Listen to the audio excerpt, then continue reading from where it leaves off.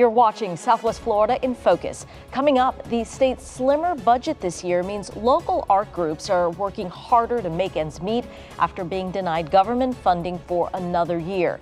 Now some companies may be forced to draw the curtains for good. An ambitious new trail system looks to connect hundreds of miles of outdoor space across Southwest Florida. And exploring morality and faith with some of the brightest minds in entertainment. Host Scott Carter talks about his new podcast venture with WGCU. Hello, I'm Sandra Victorova. Thank you for joining us. Well, for the second year in a row, more than a dozen Southwest Florida arts organizations lost state dollars they say is critical to their programs. Last year, Governor Ron DeSantis vetoed $32 million in arts and culture grants that had been approved by the Florida Legislature. This year, the state's $115.5 billion budget includes over $18 million in arts and culture grants, but only a handful of Southwest Florida arts organizations qualified for a share of that money. 14 Lee County arts organizations were denied state dollars, including the Alliance for the Arts and Florida Repertory Theater. To learn more about the impact of these cuts, we are joined by WGCU arts reporter Tom Hall. Tom, welcome. Thank you for joining us. It's a pleasure to be here. Thank you. So help us to understand how critical these dollars really are. Obviously, the arts organizations are saying it is important to their overall budget. Well, the money is critical. It supports their operations. It allows them to have a full staff of employees. And unfortunately, there are going to be some arts organizations that may very well have to shutter because of the lack of these funds 2 years consecutive. So I assume the cuts mean that these organizations are having to rely more on their donor base, correct? That is. And I spoke recently to the producing artistic director at Florida Repertory Theater, Greg Longenhagen, and he talked about the fact that the donor base is having to step forward to try to make up some of the shortfall. We're heading into the season at least $150,000 down from what we thought we might have for our 28th season. So we're doing a number of things. We have an excellent donor patron class here at Florida Rep who have come in many times. They came in last summer as well when all funding was denied, all arts funding was done away with in the state of Florida. And they know this year we're looking at some of those similar challenges. Unfortunately, Sandra, not every organization has the donor base that the Alliance for the Arts or Florida Rep does. So for most arts organizations, especially the smaller ones, it's just not going to be possible for them to make up the shortfall by asking their members or donors to contribute more. I think a lot of patrons and folks who, just occasionally maybe they dabble in arts performances, maybe wondering how is this going to actually impact performances? What changes might they see? I asked that question to Greg Longenhagen, and I think he not only speaks for Florida Rep, but he speaks for all theater performing groups across Southwest Florida when he says that you're going to be seeing smaller shows and more modest shows. One of the things that we have to look at is what a lot of theaters are doing is scaling down the size of their cast, or they're scaling back a little bit on what they spend on their scenery or what type of scenery they do. Was this a surprise to these organizations? Did they have hope?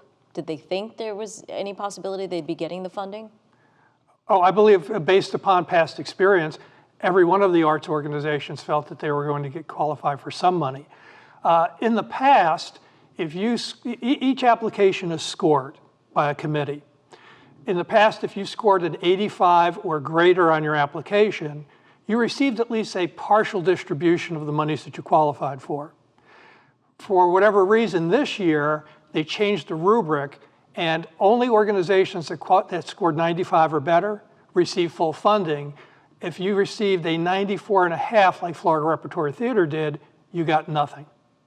So Tom, I know you also visited Alliance for the Arts to see how they're coping with this financial burden.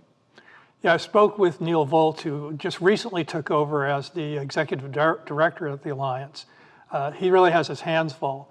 And they also lost $150,000 in grant money that they're trying to make up. But he sees a positive coming out of this.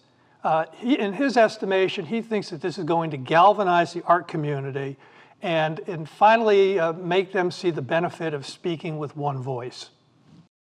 Our end goal is that we want to see a more empowered art and culture organization and culture here in Lee County so that benefits everybody. But it does take a step at a time and a long-term view that says the first thing we need to do is really develop this network, listen, develop priorities, and then begin the process of implementing those. Obviously, funding is on the top of the list for a lot of those priorities, but it's more than that. It's also our culture. So, Tom, I know while we obviously rely on the entertainment from these organizations, there's also a real economic impact to our community. Absolutely. The arts are an economic driver. In 2022, the Alliance for the Arts, in tandem with the Americans for the Arts, conducted a survey. And what we discovered is that the nonprofit arts sector, just in Lee County, contributed $135 million to the local economy.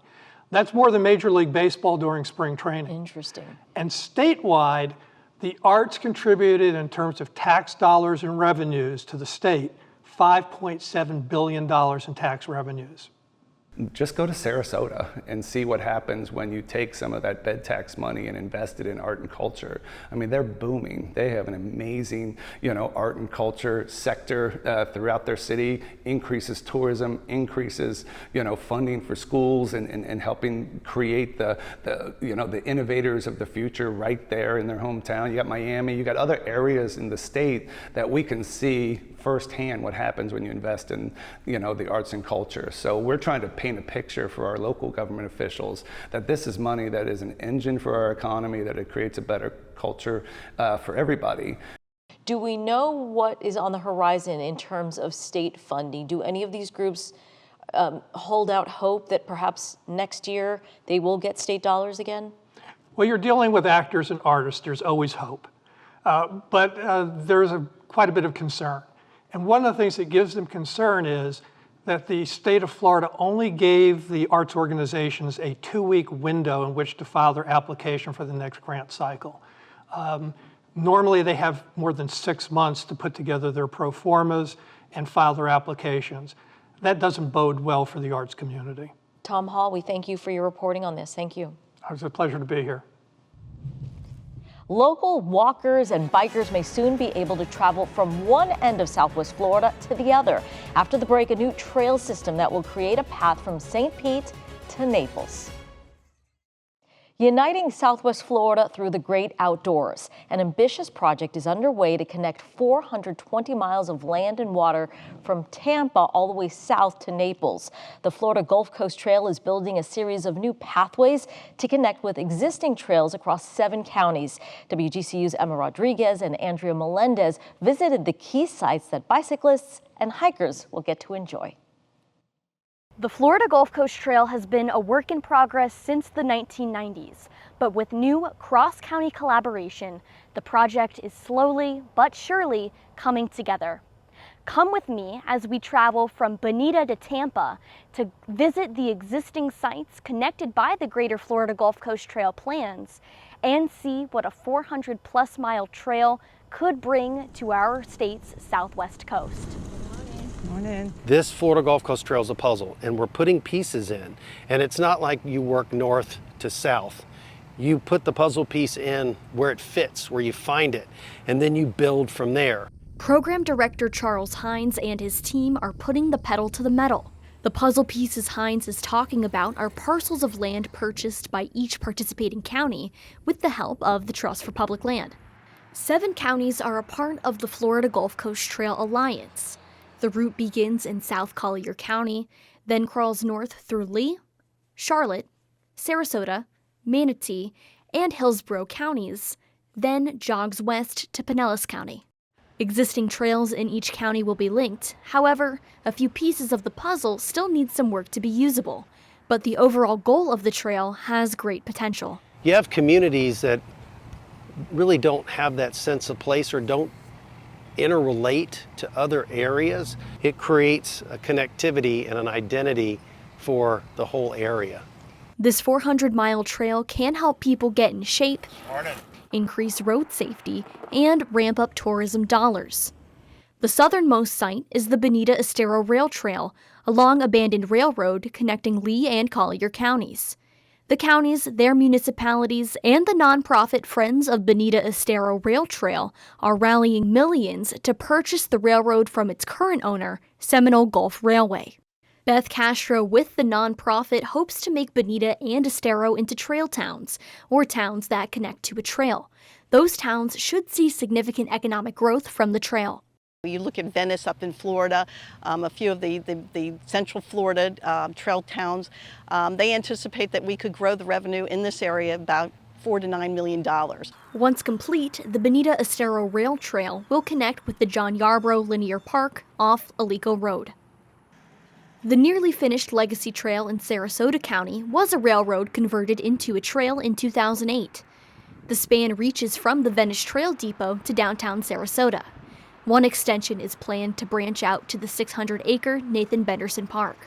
Louis Casiba with Friends of the Legacy Trail says being a part of the Florida Gulf Coast Trail will bring more visibility to Sarasota County, especially tourists. It gives them more opportunities to go to different places. Wouldn't you like to go to downtown Bradenton every now and then? Wouldn't you like to maybe go to the Bishop Museum?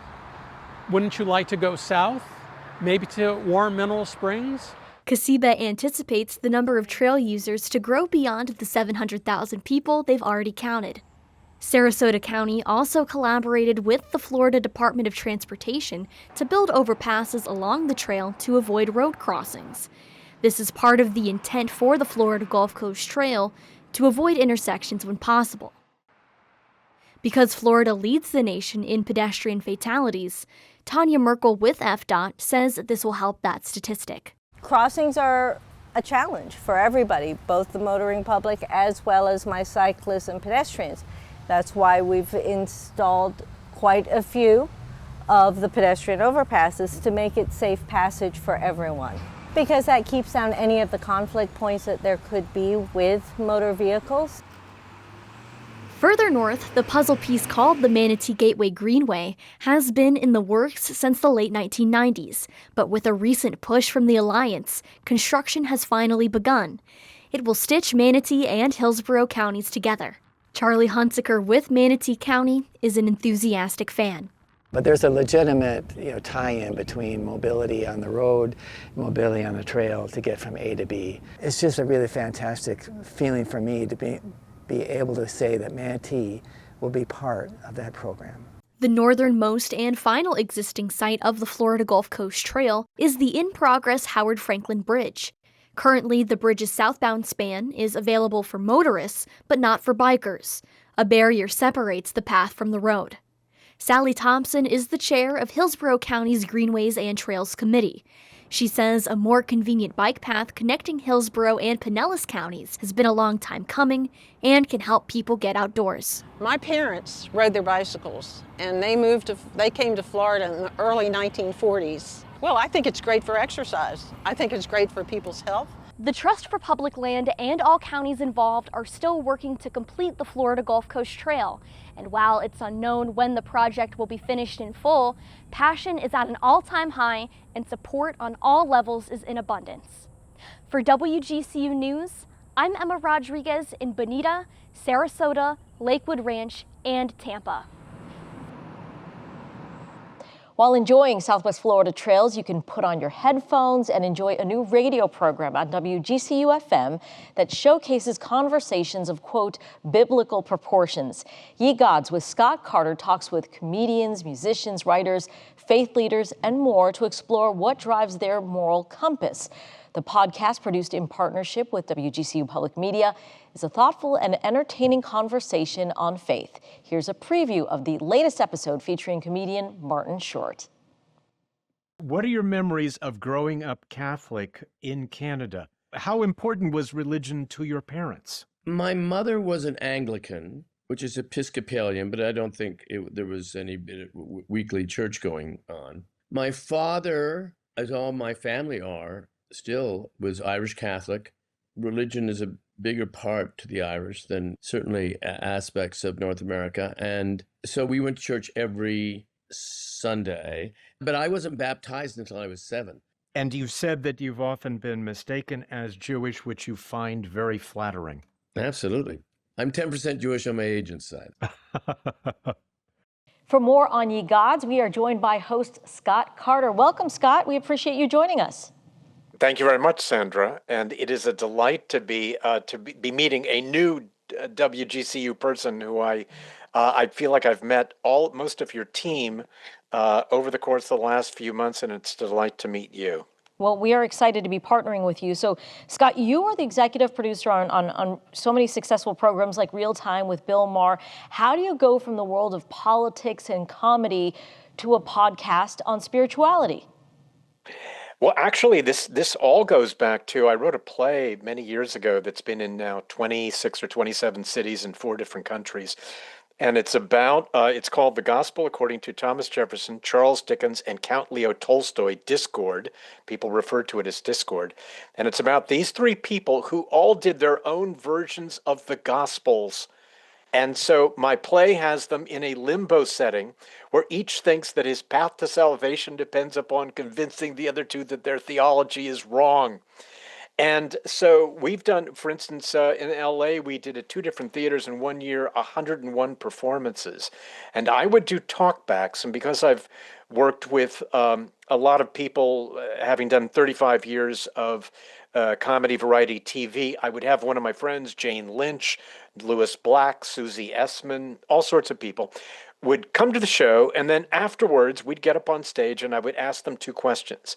What, if any, religion was there in your household when you were growing up, and where are you spiritually now? And then they would tell me about 2 or 3 minutes worth, and then I would frame my experience for 2 or 3 minutes. And at that point, half of the audience had their hands up and wanted to share with something that one of us had said.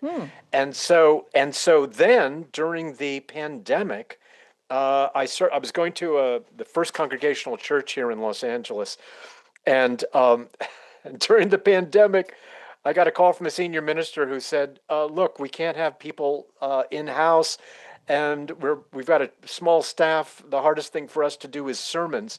If you ever want to do an interview with somebody who you know, we'll do that instead of a sermon, and then then that'll take the place of the sermon that week." And then what happened was, as the pandemic was winding down, a executive who I used to work with at HBO, and he said, "What have you been up to?" And I started describing these conversations that I was doing at the church, and he said, "Can I get a link? Can I listen to them?"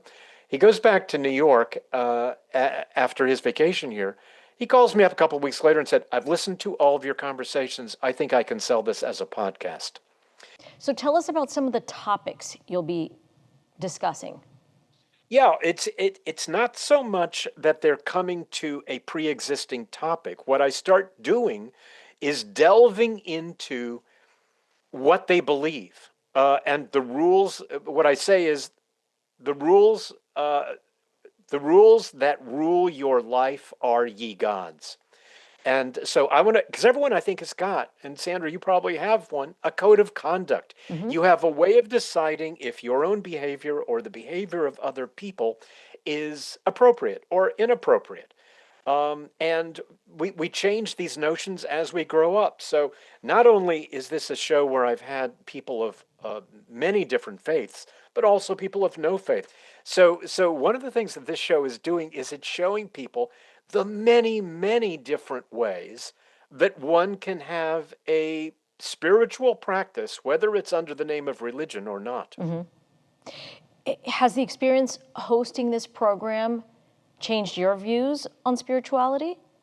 Yes, and that's a great question. What I've been talking amongst our team about is how over a period of time we see different guests having some of the same perceptions. Rainn Wilson, who is going to be one of the early guests, was originally a Baha'i, and then he went away from the church, and then theater became his god. And, like Susie Essman from Curb Your Enthusiasm says that humor is her god. Killer Mike says that rap music is his god. And a lot of people have that notion that Armin Shimmerman from Star Trek Deep Space Nine said the theater is his god. And so I'm very interested by what people consider to be sacred in their lives. Scott, thank you so much. We wish you the best of luck with this. And you can listen to episodes of Ye Gods with Scott Carter on WGCU FM. That's Fridays at 3 p.m. and Sundays at noon. Episodes will also be available on the NPR Podcast Network beginning on August 27th. Thank you, Scott. We appreciate it. Thank you, Sandra. Coming up, bringing exercise to the skies. Aerial silks aren't just for circus performers. Some Southwest Floridians are turning to aerial aerobics to improve their health. It's a combination of aerobics and athletics. Aerial silks began as a performative art, but has since been adapted by some gyms to create a unique full-body workout. As WGCU's Tom Hall and Amanda Insker-Whittemore learned, despite what looks like daunting exercise, anyone can learn to master the silk's high rises. Aerial silks originated in France in 1959, with Cirque du Soleil incorporating them into their performances beginning in 1987. Since then, they've evolved into an elegant and dynamic performance art that combines poses, inversions, and body movements to tell dramatic and evocative stories. In the past decade, silks have also emerged as a fitness option, with aerial silk gyms cropping up worldwide. Starting out, it can be really intimidating, but it definitely is something that builds up over time, the strength for it and everything. Jenna Algio was introduced to aerial silks a few years ago. With no background in weight training, dance, or choreography, she really didn't think she had the strength to do silks. Well, any fitness level we can do some form of silks. You don't have to be climbing to the top to be doing silks. You don't have to be doing crazy things. You can be in a knot or doing something that's a little more simple for whatever skill level or strength level that you have. One gym offering aerial fitness is Fit to Fly in Fort Myers. It's owned and operated by Katie O'Connell. She's found that with consistent weekly practice, newbies can perfect sophisticated routines in a relatively short amount of time. O'Connell says that newcomers quickly discover the kind of moves they prefer. It's just trying to get people comfortable and figuring out what they like best. Some people like to be upside down a lot. Some people like to do drops where you start at the top and then you wrap a certain number of reps, and then when you let go, you'll tumble down to a certain position. Some people prefer to do a lot of more flowy posing, that sort of thing. But it's just kind of figuring it out as you go along, trying a little bit of everything, being brave, giving it a go, and then you figure out what you like. Algio delights in stacking drops. Sarah Wakis and Kayla Forte have taken aerial silks in a different direction. They like working as a duo. They've been doing some different doubles acts, and it's very cool. It's kind of another unique offshoot, almost a separate apparatus, if you will, because you're holding on to another person in lieu of the silks at some points. And so there's a lot of trust there, obviously, so you need to know who you're performing with and what they're capable of and what you're capable of. While most aerialists do silks for the exercise, some love performing. There are a lot more national and local competitions and things going on. There are a lot more small local performances and things going on, things like what's happening the sideshow at the Sidney Byrne Art Center. There are a couple of other local studios down in Bonita and Naples that offer local shows here and there. And it's become a lot more open to the public. It's become a lot more accessible to people who wanted to try it. Whether practicing or performing, silks provide 3 benefits that are hard to get with other forms of exercise. The first is concentration. When you're on the silks, you're definitely in the moment. The second is camaraderie. Silk aerialists share a close bond. Jenna Algio describes the third. With the silks, I can feel graceful, but it's because I was taught certain tricks and taught different sequences, and I can then make it my own. Versus with dance, you're kind of out in the open. It's just your body, like, performing for you. With the silks, you have things to go off of, if that makes sense. So I think that was a perfect in-between point for me. Without the dance training, without serious gymnastics training or acrobatics training, this was a nice, midpoint for me. For WGCU News, this is Tom Hall with Amanda Whittemore. Despite being known for its softness and sheen, the fabric used in aerial silk aerobics is capable of supporting over 2,000 pounds. This strength ensures the safety and sturdiness of the apparatus for performers. Well, coming up next week, we talked with members of Gen Z and find out why making phone calls and in-person connections cause anxiety for some. One expert shares what younger generations can do to be more social. We thank you for joining us today. Don't forget to like and subscribe to our WGCU News YouTube channel, where you can find all of our stories and those extended interviews. We hope you have a great day, and we'll see you next week.